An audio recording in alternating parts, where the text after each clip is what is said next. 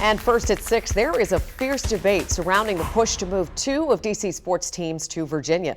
Thank you for joining us as we unpack your thought-provoking reactions, the potential next steps, and how this could change the landscape of D.C. sports. I'm Leslie Foster. And I'm Lorenzo Hall. So 10 minutes ago, WUSA 9 confirmed through 2 sources that Virginia Governor Glenn Youngkin will make an announcement with Monumental Sports about this possible move. But before we talk more about that, here's some background you need to know right off the top tonight. Just 24 hours ago, a group of Virginia lawmakers voted in favor of bringing Monumental Sports, which owns, we know, the Caps and the Wizards, to Potomac Yard in Alexandria. Of course, the Caps currently call Capital One Arena home here in Northwest D.C. All right, so let's get up to speed here on the next steps. Rafael Sanchez-Cruz joins us now live from Alexandria tonight. And Rafa, what are you hearing?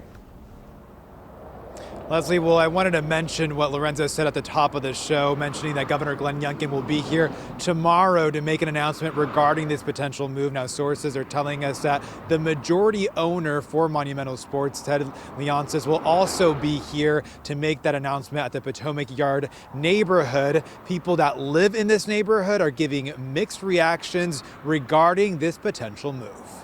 As a native Alexandrian, Obie Lovelace says he welcomes all the new development coming to his neighborhood of Potomac Yard, including a potential new stadium for the Washington Capitals and Wizards. It's a good idea they're coming.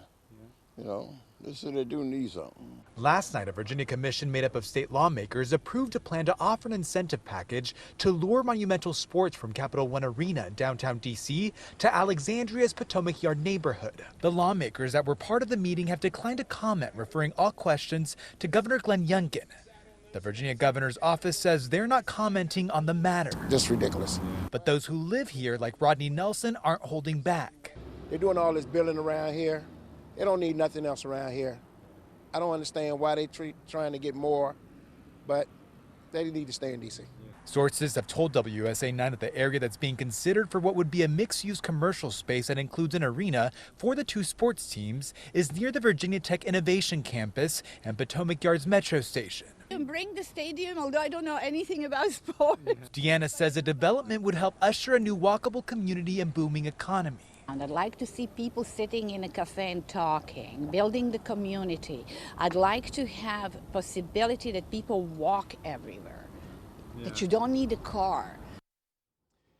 If Virginia is able to get these 2 teams, it would be a big win for Governor Glenn Youngkin. Again, that's tomorrow, where he will be speaking here at the Potomac Yard neighborhood at 9 a.m. Of course, we will continue our coverage on this ongoing debate and kind of issue of who gets to keep the Wizards and the Caps. Is it going to be D.C. or is it going to be Virginia?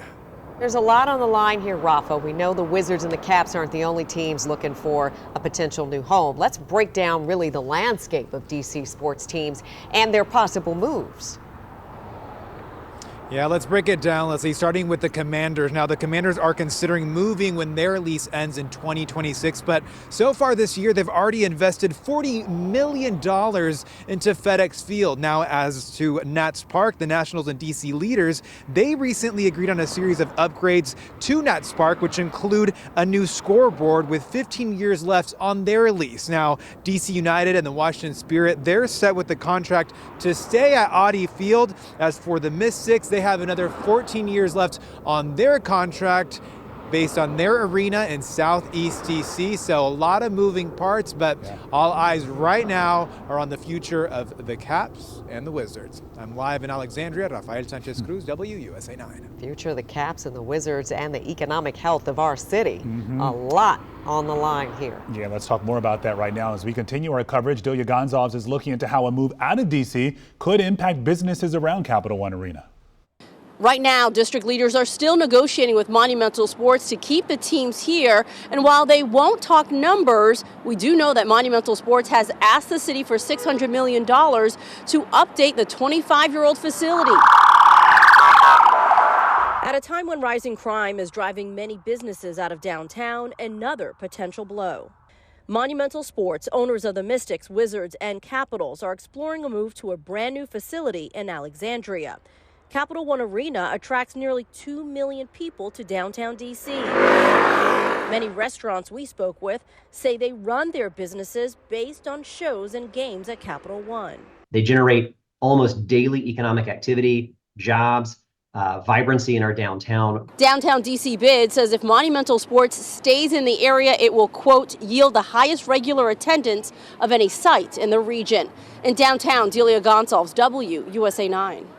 All right, now tonight we want your opinion. If the teams move to Virginia, would it change whether you attend a game? Text us at 202-895-5599 to join the conversation. Well, this has really struck a nerve. We've received dozens of replies. Ken from D.C. texted us, quote, no, it wouldn't change. I think it's time for a new change of scenery.